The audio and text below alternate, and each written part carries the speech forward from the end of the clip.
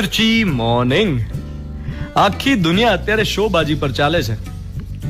જો હું એમ કહું કે આપણી આસપાસની મોટા ભાગની દુનિયા શોબાજી પર ચાલે છે, તો તમે તરત જ તમારી લાઈફમાંથી કોઈ વ્યક્તિ વિશે વિચારવા લાગશો કે ફલાણા વ્યક્તિને તો બીજાને આંજી દેવાની આદત છે. અરે પેલા ભાઈ તો બોલવામાં બહુ પાવરધા છે, પણ એ તો ખાલી ચણો વાગે ગણો એના જેવા છે. XYZ વ્યક્તિ, એને તો બધા બહુ માન આપે છે, બોલાવે છે, કારણ કે એનામાં બીજાને આંજી દેવાની આવડત છે, બીજાને ઇમ્પ્રેસ કરી શકે છે. તમે કોઈક એવા વ્યક્તિ વિશે વિચારો છો જે દંભી છે, દેખાડો ખૂબ કરે છે, રાઈટ? પણ દોસ્ત, હું એમ કહું કે હું અને તમે પણ શોબાજી જ કરીએ છીએ, તો આપણે પણ આપણી દુનિયામાં મોટા ભાગનો સમય દેખાડો કરવામાં જ વ્યતીત કરીએ છીએ. તો તમને ગમશે નહીં, પણ આપણે ઉદાહરણ લઈએ. તમે અત્યારે જે શૂઝ પહેરો છો, એ તમે જૂતાનો દેખાવ જોઈને પસંદ કર્યા હતા કે એનો કમ્ફર્ટ જોઈને?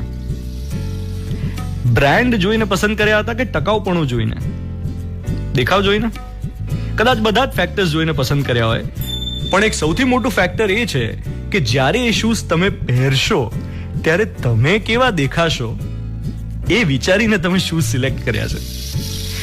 આપણે જે ઘરમાં રહીએ છીએ એમાં કેટલી વસ્તુઓ સરસ દેખાય છે એટલે ખરીદેલી છે. આપણા ઘરમાં દરેક વસ્તુ પસંદ કરતી વખતે આપણે વિચારીએ છીએ કે એ કેવી લાગશે.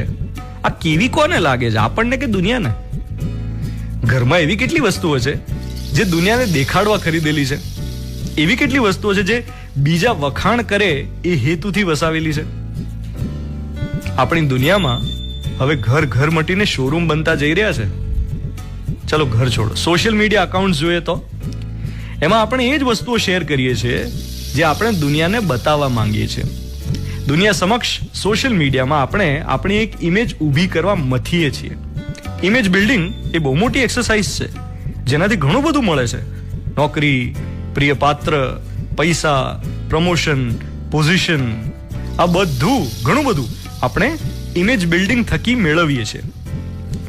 કોઈ શબ્દોના વાઘા વડે, કોઈ રૂપ વડે, કોઈ હોદ્દાના પાવર વડે, કોઈ ઘરેણા વડે, કોઈ મોંઘી કાર વડે, કોઈ વ્યવસાય થકી, તો કોઈ પોતાની આવડત, પ્રતિભા વડે દુનિયાને ઇમ્પ્રેસ કરવાના ચક્કરમાં હોય જ છે. એમ કરવું ખોટું છે એવું નથી કહેતો, પણ આપણે દુનિયા માટે કેટલું જીવીએ છીએ અને પોતાના માટે કેટલું? સતત દુનિયાને જ ઇમ્પ્રેસ કરવા માટે જીવીશું તો પોતાના માટે ક્યારે જીવીશું?